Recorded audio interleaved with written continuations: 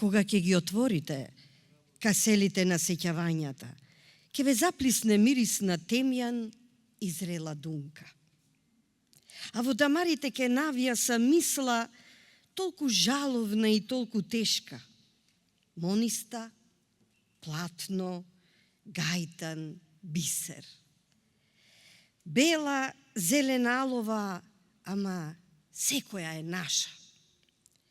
Руби за невести со ракав закопчан и елече моминско што треба секој здив да го збере, да не прфне како ластовиче.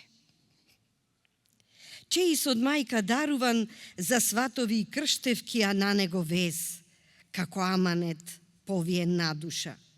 Аманет кој подпевнува песна, само момите над Гергев што ја пеат. Песна со која невестите на утрина вода од 3 чешми заливаат. Чекор кој продолжува таму каде дедовиот запрел, каде татковиот се уморил. Јазик кој раскажува стории за јунаци и луѓе зенги, кој милува и војува, кој плете историја преку развојот на времето, а времето го врти навретено. Аманет искаен од секоја капка пот на нивата, од секоја капка крв на карпата, од секоја мисла која слободата ја надвјасува. Ете, таму ни се очите. Оти ако не го гледаме аманетот, нема да се гледаме ни себе си. Ете, таму ни е срцето. Оти ако не биеме заедно со него, ќе бидеме заборавени. Таму ни е виделината. Оти таа ни е звезда северница. Колку и да е тешко, колку и да боли, тој е наш, а ние сме распнати на крстот на аманетот.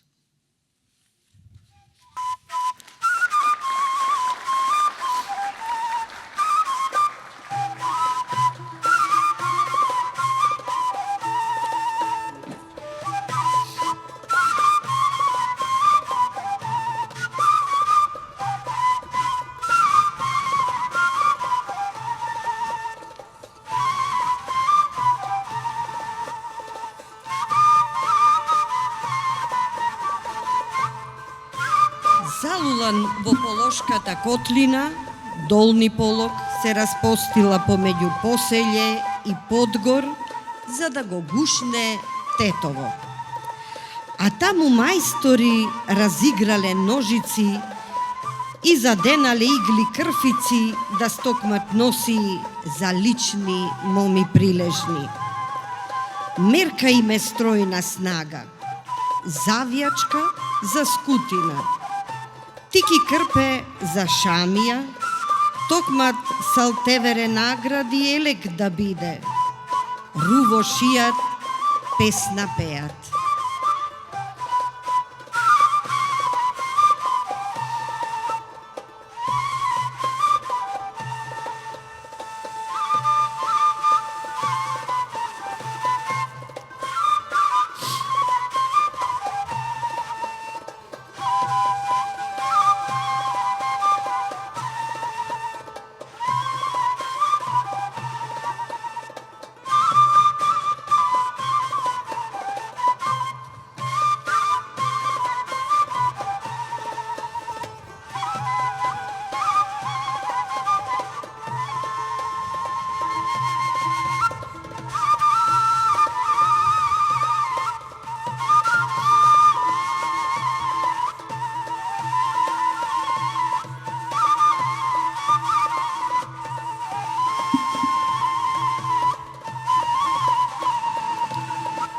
Челопек, Милетино, Блаце, Жеровјане, Радиовце запоседнале сува гора.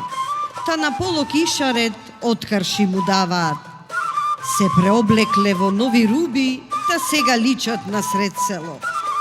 За овие носи Петров ке рече: облеките на овие 5 села се најубави и најубаво ишарани од сите села во полок. Ракавите на кошулите им се закопчани во долниот дел, а на рамената имаат убав вез во вид на еполети. Везот на горникот завијашката и скутината се со впечатлив изглед. Носијата во оваа форма екзистирала до периодот меѓу двете светски војни.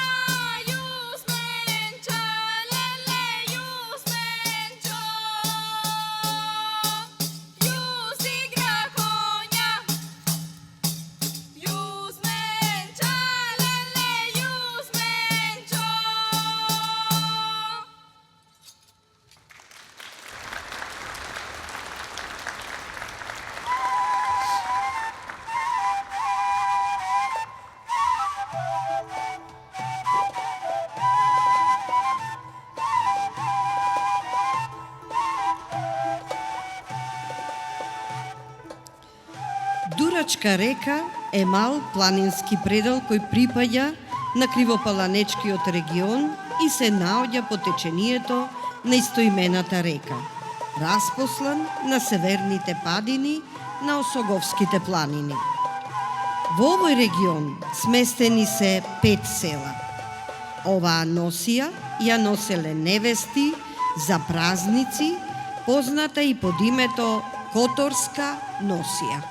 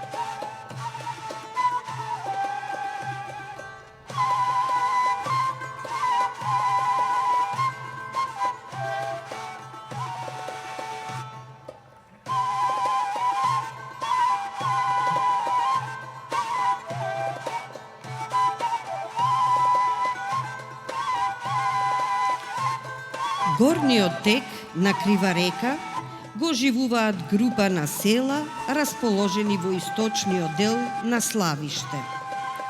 Горната облека, именувана како саја, шајак или казмира, сошиена е од црна чоја, долга до колена, со куси ракави до лактите. Богато украсена на горниот дел и на ракавите, со специфична декорација на златен вес и повеќе бојни гајтани. Тука, мајсторијата на шиење на рубата по својата форма, кројните елементи, на начинот на украсување и колоритот, ја прави носијата посебна и поинаква од носиите во другите делови на Кривопаланечкиот регион.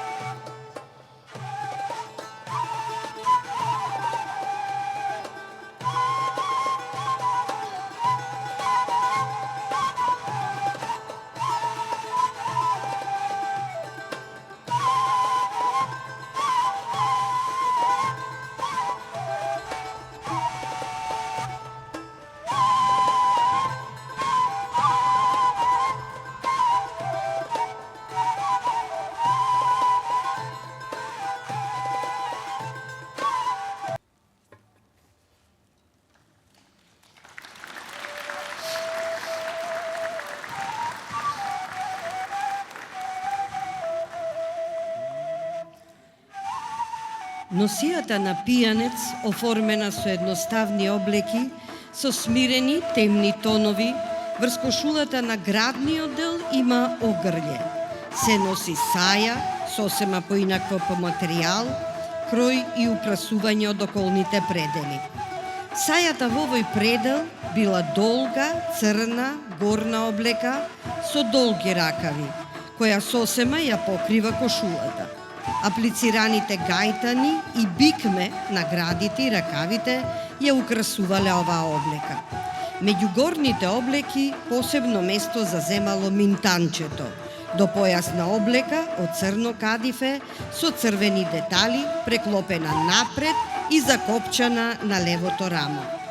Оваа облека, која го покривала градниот дел, се носела под богато украсената саја, создавала елегантен и впечатлив изглед на носијата, што представува контраст на рустичниот стил.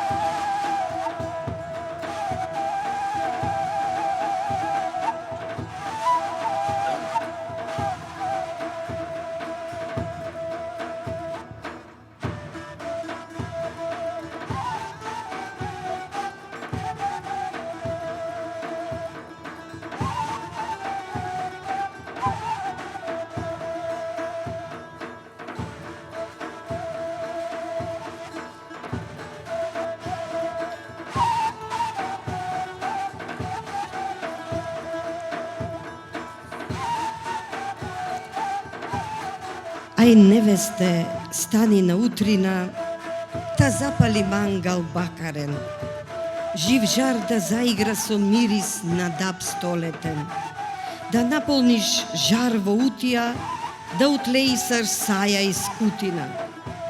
Ех, џубето на тебе оддалеку беќари да кани.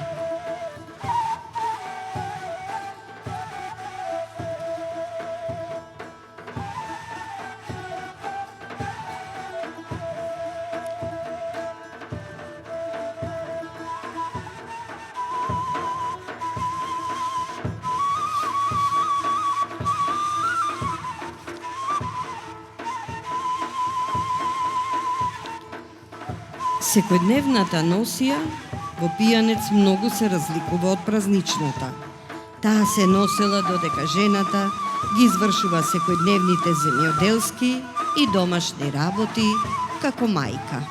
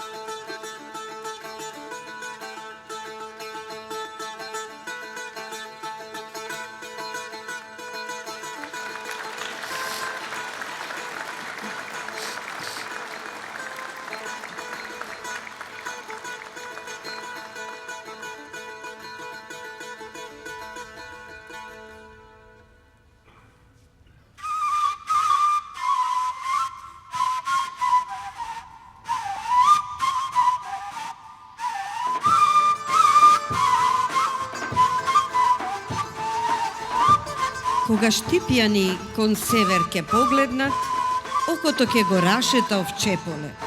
Та на которци здраво животкарчи ке му стори.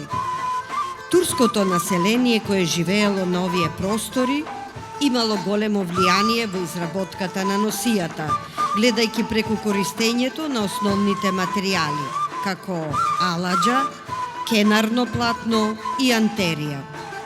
Половината се стегнувала со појас, наречен дзуница, а врз него, на предната страна се закитувал пешкир со краишта, преку кој се поставувала втора скутина, наречена прав пешкир.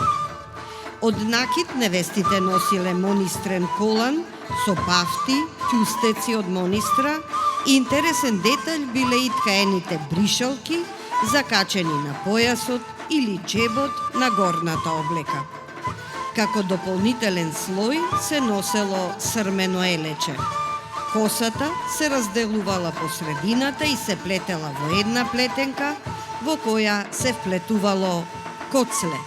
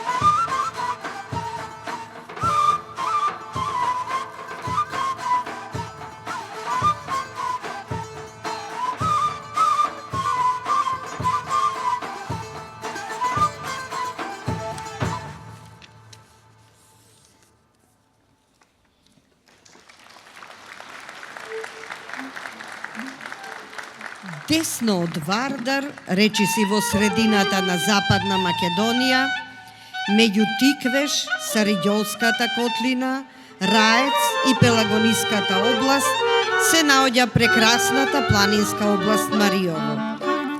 Таа лежи целата во недрата на така нареченото Мариовско-Мегленски планински грамаден карст, меѓу споменатите 4 котлини.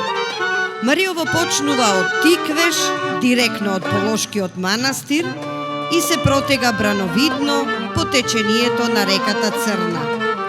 Наоколу е ограден со високи гиздави планини, кои го одделуваат од неговите питоми, плодни и потепли соседи.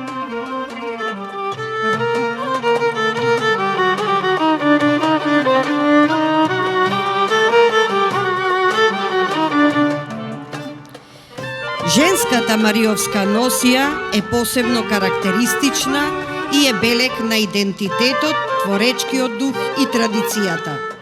Доминантната бела боја на облековните елементи, која како израз на чистота, невиност, живот е надополнета со везбениот волнен конец во алова, ѓувезна, жолта и црна боја.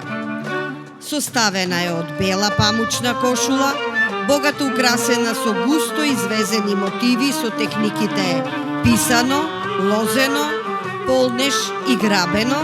Врз неа се носи платнена сагија, која во горниот дел на рамениците и бочните страни расцепите е богато и рустично поткитена со црвени, волнени резки, кис. Околу половината се опашуваат со црн плетен појас и ткаена волнена скутина или фута, украсена со ситни мотиви и поткитена со густи волнени резки. Девојките од Мариово главата ја покривале со тульбен, додека мажените жени врз тульбенот носат обрус.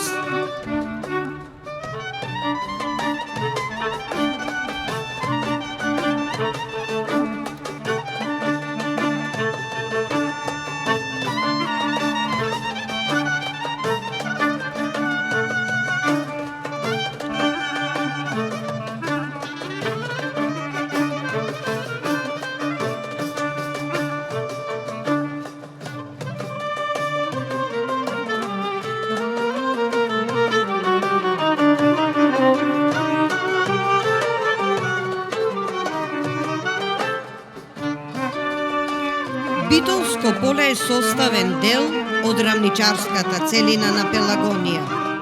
Носијата што била носена е позната како една од најтешките, но и најдекоративните носии во Македонија. Со губењето на аловата боја во овој регион доминира црната и белата боја.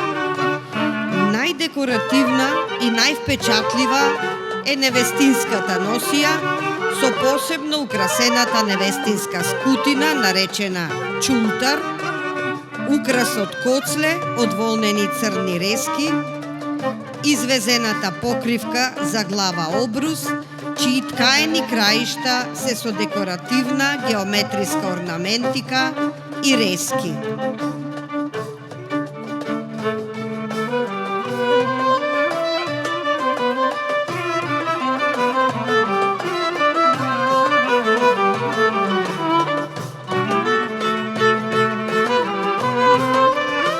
Во обликувањето на облеките импресионира богатиот народен вес во карактеристична гобленска техника со изобилство богатство на форми и доминантна црвена боја.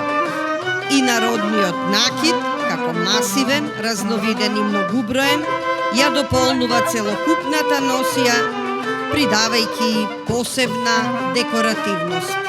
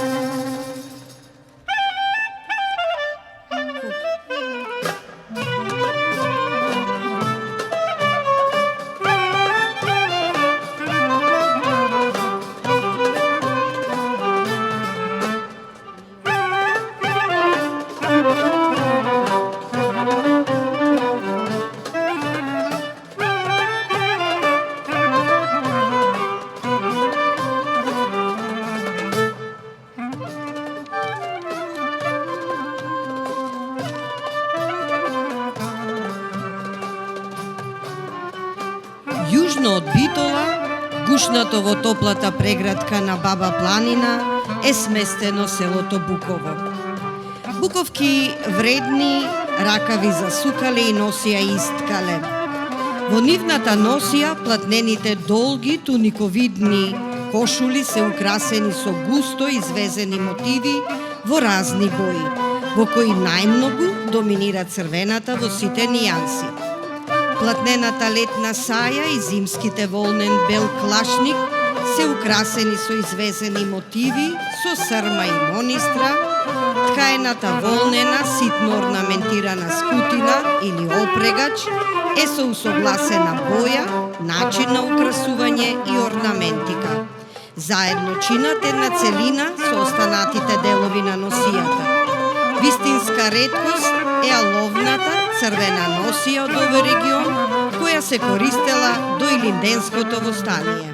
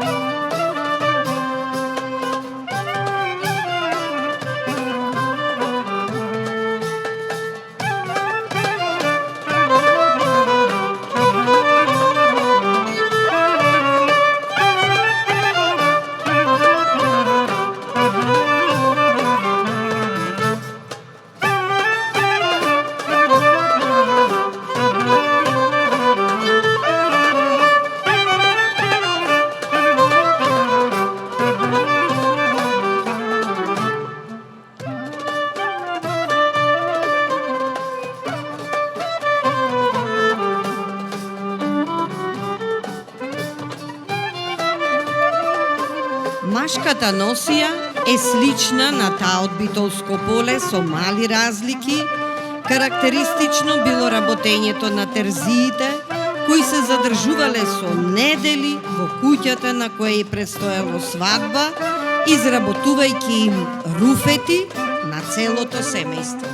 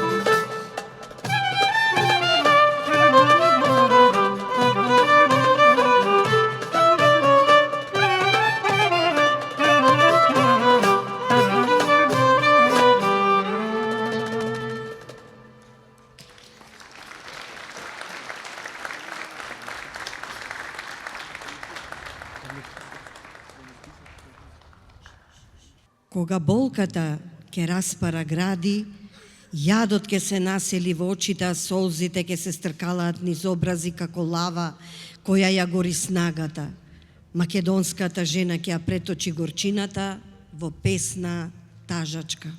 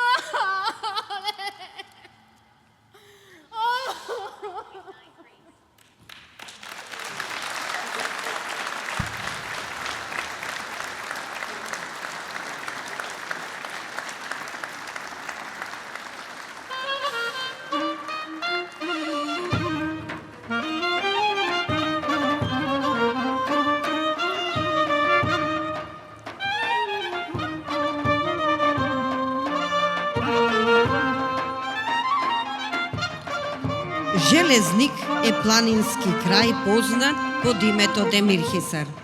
Се дели на горни и долни Железник.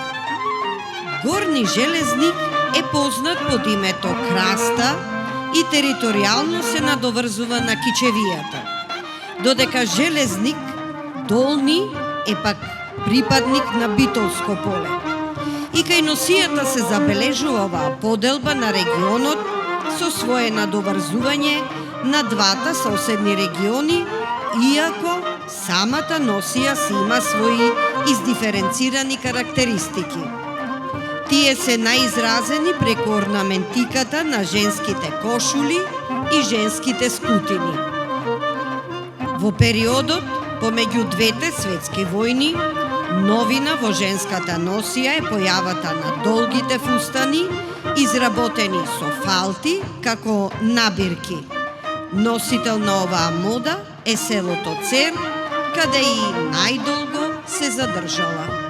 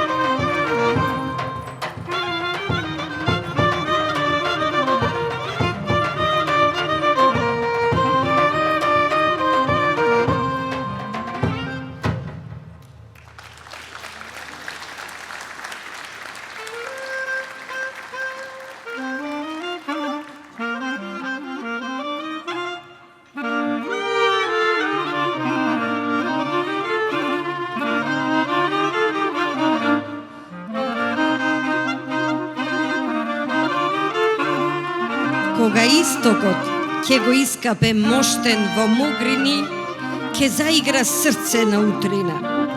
И песната на славеите ќе се преплетува со онаа на девојките, додека Тивко над Гергев ја веза тантеријата со ракав невестински, додека ја токмат ќурдијата, алова или жолта, и додека спремаат бовчалоци со чевре покриени.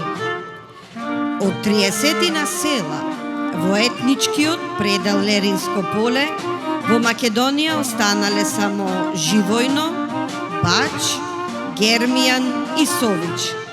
Населението кое живее во овој етнички предел е познато под името Моштени.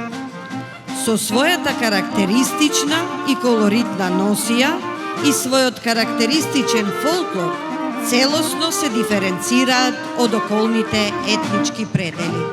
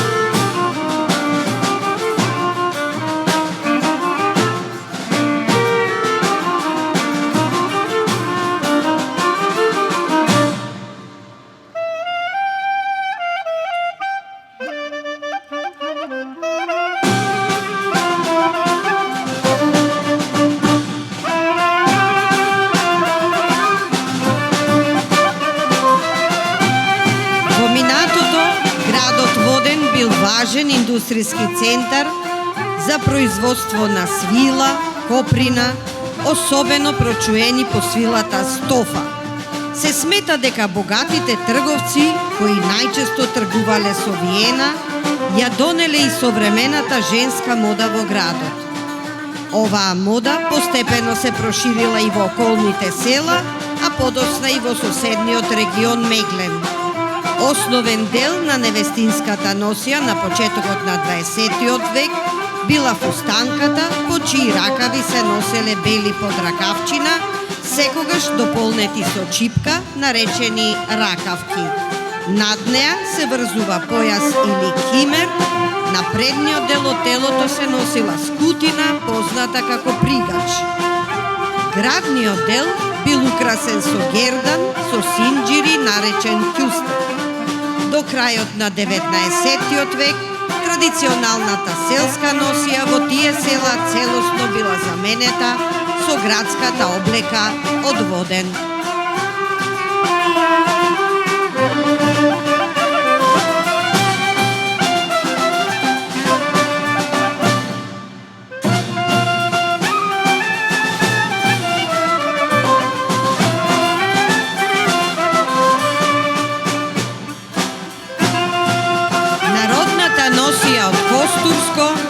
Била традиционално носена со мали меѓусебни разлики во пределите Корешта, Пополе, Костенарија и Нестрамско. После мировниот договор во Букурешт 1913 година, само селото Врбник административно подпаднало под Албанија, додека во сите останати костурски села административно власта ја превзела Грција.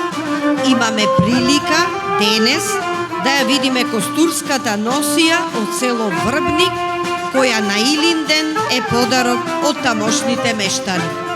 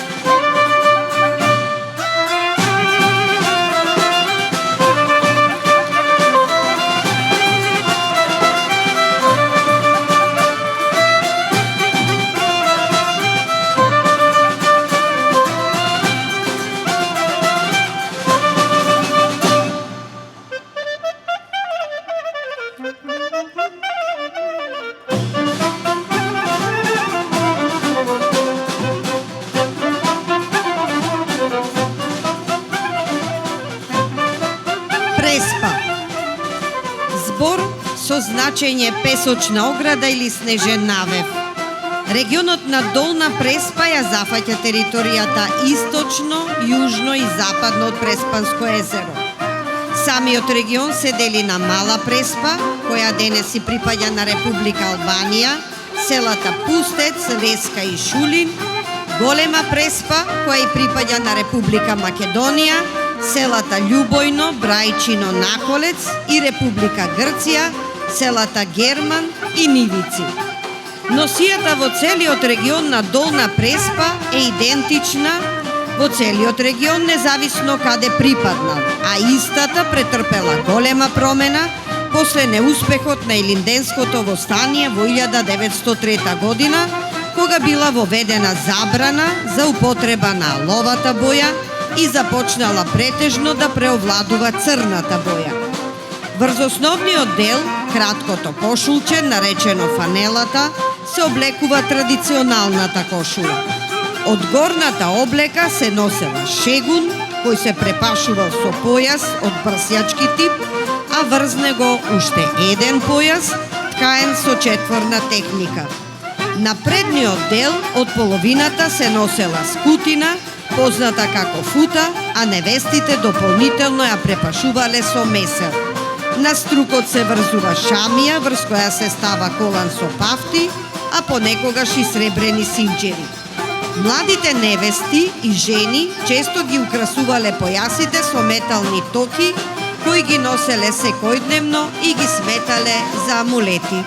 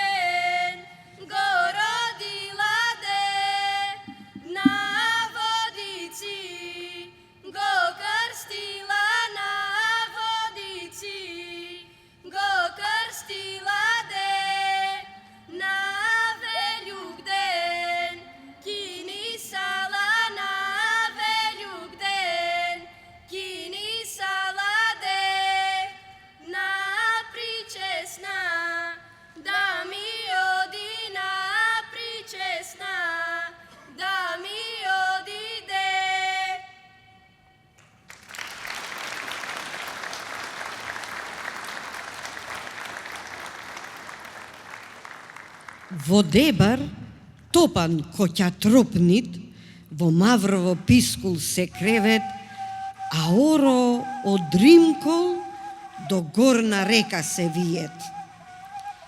Дебар, како голем и напреден град во минатото, бил познат како занаетчиски центар, во кој цутеле многу занаети, особено оние сврзани со изработката на народната облека. Носиите од Дебарско поле представуваат носии кои воглавно го следат карактерот на дебарско-мијачката етнографска целина и биле носени во Дебар, Дримкол, Горна река и Мавровско поле од страна на населението, познато како пољани. Печалбарите во овој крај се покажале многу вредни, со што економскиот крајот многу зајакнал и довело до влијание врз носијата, особено женската, каде се употребувале материјали како свила и срма, а исто така и врз бројноста на накитот, изработен од злато и сребро. Мијачката носија е застапена не само во мијачката етничка целост, туку се носи во заедниците на мијаците, кои се раселиле во 18 век, и тоа во Смилево Битолско, Папрадиште и Ореше Велешко, Ехловец-Кичевско и Крушево. Главна одлика на оваа носија е особено богатиот алов и кинат ажуриран вес, кој главно е застапен на женската носија и тоа предежно распореден на ракавите и предниците, односно партите од кошулата. Покрај тоа уште се одликува со изобилство на реси, распоредени речиси низ целата носија, како и со метален накид, кои на оваа облека и придаваат достоинствен и господарски изглед. Носијата на мијаците укажува на нивното болјарско, царско потекло. Особено со такви богати украси на вес, накид и друго, се одликува невестинската носија. Тоа е носија која изобилува со голем број на елементи: минтан, тнока, еле клашеник, ѓувеалски, појас со киски, препашка, ризниче, фута стамболска, чапрази со трепетушки, гердан поткитен со дубли, калемќар и сокај.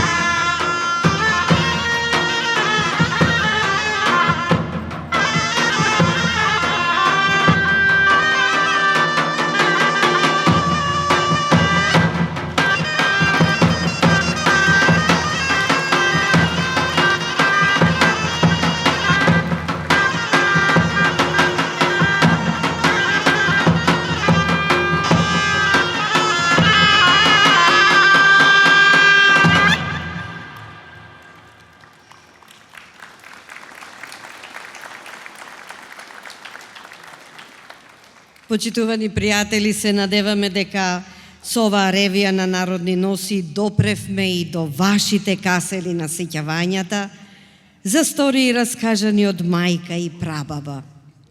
Да кажеме дека песната Киниса Менча е дел од сценската адаптација на професор доктор Владимир Јаневски, додека под ревијата се подпишува Филип Јаковлевски, Ана Петрова и Младен Коминовски. Ревијата е дел од едногодишниот проект 70 години постоење на Кудилинден Битола и големиот јубилеен 55-ти државен фестивал на народни песни и ора и Линденски денови.